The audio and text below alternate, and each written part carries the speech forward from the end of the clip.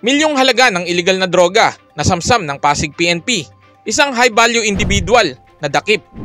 680,000 pesos halaga ng shabu na samsam. 3 high-value individual, timbog.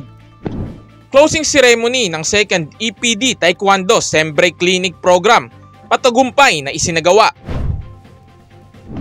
EPD, namigay ng mga school supplies at siniguro ang kaligtasan ng mga estudyante ngayong balik eskwela. Narito ang mga maiinit na balita na naglalaman ng mga naganap na aktibidad at pangyayari sa loob ng isang linggo sa Eastern Police District.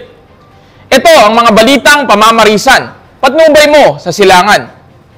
Para ihatid ang mga naging kaganapan sa Distritong Pampulisya sa Silangan, Patrolwoman Jenny May A. Dolor, ibalita mo.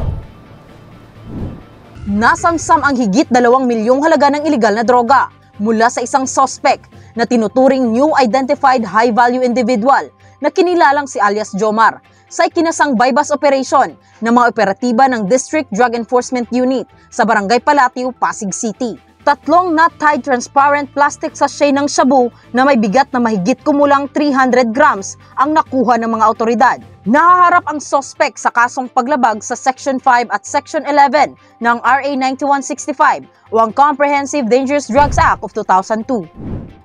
Nasa kote ang mahigit kumulang 100 gramo ng iligal na droga na may standard drug price na 680,000 pesos sa ikinasang bypass operation ng mga tauhan ng Marikina PNP sa pangunguna ng Station Drug Enforcement Unit. Kinilala ang mga naarestong suspect na sina alias Nino, alias Lala at alias Albani, kabilang sa Unified Watchlist high-value individual. Nakumpiska mula sa mga naarestong suspect ang 21 pieces small heat-sealed transparent plastic sachet na naglalaman ng hinihinalang shabu, habang ang mga naarestong mga suspect ay nakapiit na sa pasilidad ng Marikina PNP sa kasong paglabag sa Section 5 at Section 11 ng RA 9165 o Comprehensive Dangerous Drugs Act of 2002. Matagumpay na nagtapos ang mga kabataang nag-enroll sa 2nd EPD Taekwondo Sembre Clinic Program 2023 na ginanap sa EPD Multipurpose Hall, Carancha Avenue, Pasig City. Nito lamang Sabado, ito ay may temang Bida Ako laban sa iligal na droga at terorismo. Ang nasabing aktibidad ay dinaluhan at pinasinayaan ni retired Police Major General Roberto B. Fajardo bilang siyang panauhing pandangal, kasama si Police Brigadier General Wilson C. Asueta, District Director ng EPD, Police Colonel Jonathan G. Calixto, Chief District Directorial Staff at iba pang mga opisyales ng EPD. Buong galak din itong sinuportahan at dinaluhan ng mga magulang at mga kamag-anak na mga kabataang partisipante. Masayang nagtapos ang mga kabataan at nagpakitang gilas sa kanilang mga natutunang techniques sa pamamagitan ng isang Taekwondo demonstrations of skills. Pinakatampok na bahagi ng programa ay ang pagbibigay parangal at rekognasyon sa mga kabataang kalahok sa nasabing programa dahil sa kanilang ipinakitang disiplina at dedikasyon sa Taekwondo training. Napakagandang programang itong ginawa ng Eastern Police District para sa mga kabataan. At nagkaroon sila ng sports activity habang sila'y sem break at nagkaroon sila ng pagkakaabalahan. Hindi lang pagkakaabalahan kundi natuto silang depensahan ng kanilang sarili through Taekwondo. Sana magtuloy-tuloy pa itong programang ito dahil napakaganda nito. This is one way of serving the public. Lalo na in the fight against drugs, kailangan natin ang sports.